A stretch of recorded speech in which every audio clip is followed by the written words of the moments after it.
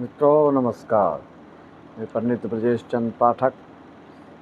पितृपक्ष प्रारंभ हो चुका है। आप सबका इतना कमेंट आता है पितृपक्षों के लिए और जानकारी के लिए कोई भी जानकारी प्राप्त करना होता है तो आप कमेंट करते हैं, मैसेज भेजते हैं। विशेष जानकारी के लिए आपको कॉल करके ही करना चाहिए। जन्म कुंडली विश्लेषण के लिए आपको 501 लगता है। मैं पितृपक्ष के बारे में बताने जा रहा हूँ आपको कि पितृपक्ष में किस तिथि का किसका श्राद्ध करना चाहिए।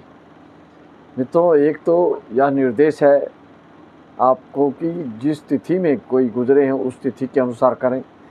जिनको तिथि ज्ञात नहीं है, तिथि भूल गए, विस्मरण हो गया, स्मरण नहीं है, तो इसमें क्या करना चाहिए।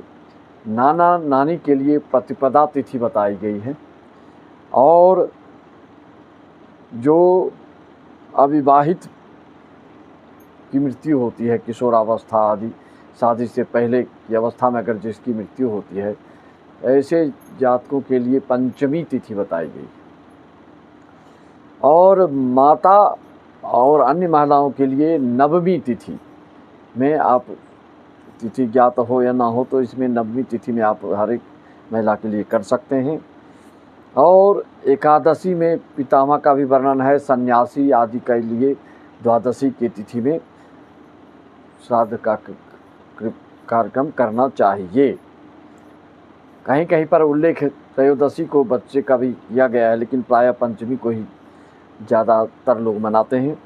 और जिनकी मृत्यु मार काट, लड़ाई झगड़े, एक्सीडेंट आदि खून खराबा से हुई है अकाल मृत्यु, तो ऐसे लोग की चतुर्दशी तिथि में श्राद्ध का कार्यक्रम किया जाता है। और जिसको सिर्फ अंतिम दिन करना हो पितृमोक्ष, जो कि इस बार 2 अक्टूबर को पड़ रहा है 2024 में, उस दिन आप हर एक पितरों के लिए कर सकते हैं। या तो आप उस दिन कीजिए या तिथि के अनुसार अज्ञात तिथि में किस तिथि को क्या कर सकते हैं उसकी जानकारी मैं आपको इस वीडियो के द्वारा दिया। आप हमारी वीडियो पर पहली बार आए हैं तो सब्सक्राइब करते रहें। इसी तरह की जानकारी, महत्वपूर्ण जानकारी आपको मिलती रहती है। इससे संबंधित और कोई जानकारी आपको प्राप्त करना चाहते हैं तो आप जानकारी ले सकते हैं। इसमें इस वीडियो में, इस एपिसोड में आपको तिथि के अनुसार श्राद्ध करने का निर्देश है। अपने शास्त्रों में उस हिसाब से कीजिए। या और ये सब कार्यक्रम जो होता है इसमें लड़ाई झगड़ा मारपीट तू में करके नहीं होना चाहिए। श्रद्धा से और बिल्कुल बेहुवल हो के ये कार्यक्रम किया जाता है। ना कि खुशहाली दर्शाना है, ना लड़ाई झगड़ा करना है।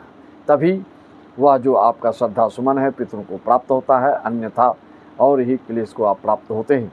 मित्रों, वर्तमान में पितृदोष इतना क्यों दिखता है आपके हर कुंडली में? पितृदोष, कालसर्प दोष, मांगलिक दोष, ये सिर्फ इसका एक ही कारण है, भौतिकवादिता के कारण।